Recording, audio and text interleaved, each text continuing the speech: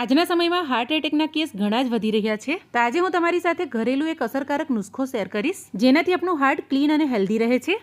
BP અને cholesterol પણ કંટ્રોલમાં રહે છે. અને જે સ્મોકિંગ કરતા હોય એમના ફેફસા કાળા પડી જતા હોય છે અને એમને હાર્ટમાં બ્લોકેજની પ્રોબ્લેમ આવે જ છે. અને હાર્ટ એટેક આવવાથી એમને સ્ટેન્ડ પણ મુકાવવા પડે છે. તો આ સિરપ પીવાથી તમારું બ્લડ સર્ક્યુલેશન સારું થાય છે અને ઘણી મોટી બીમારીઓથી તમે બચી પણ શકો છો. અને આ સિરપની કોઈ સાઈડ ઇફેક્ટ નથી. વર્ષોથી જ હું મારા ઘરે આ બનાવું જ છું. અને આ સિરપને કેવી રીતે લેવાનું છે એ પણ હું તમને જણાવીશ. તો આ સિરપ બનાવવા માટે સરખા ભાગે આપણે આદુ લસણ લઈ લેવાના છે અને આને આપણે સારી રીતે ધોઈ લેવાના છે.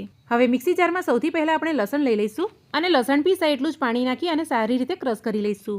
હવે એક કોટનનું કપડું લઈ લસણની પેસ્ટ નાખી લસણનો બધો રસ આપણે કાઢી લેવાનો છે અને એકદમ સારી રીતે દબાવીને રસ કાઢવાનો છે, જેથી લસણ આપણું એકદમ આ રીતે ડ્રાય થઈ જશે. હવે એ જ રીતે આપણે આદુમાં પણ થોડું પાણી નાખીને સારી રીતે ક્રશ કરી લઈશું અને આદુનો પણ બધો રસ આપણે દબાવીને કાઢી લઈશું.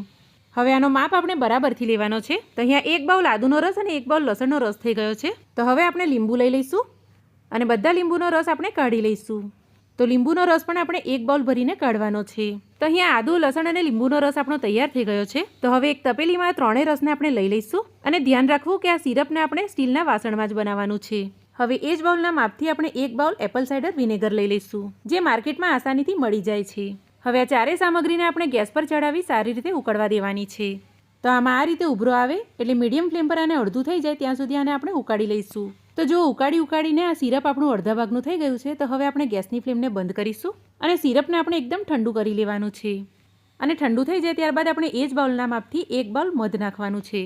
અને આ મારું દેશી મધ છે અને આની જગ્યાએ તમે બજારમાં મળતું કોઈ પણ સારી બ્રાન્ડનું મધ નાખી શકો છો. તો મધને આપણે સારી રીતે મિક્સ કરી લઈશું. તો ખૂબ જ ગુણકારી અને અસરકારક સિરપ આપણું તૈયાર થઈ ગયું છે.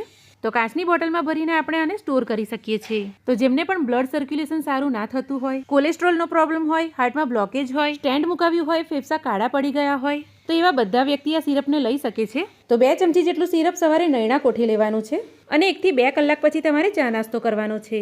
તો આ સિરપની કોઈ સાઈડ ઇફેક્ટ નથી. પણ જો તમે આ સિરપ ચાલુ કરો તો એક વાત જરૂરથી તમને કહીશ કે ડૉક્ટરના રેકમેન્ડેશનમાં આ સિરપ લેશો તો વધુ હિતાવહ રહેશે.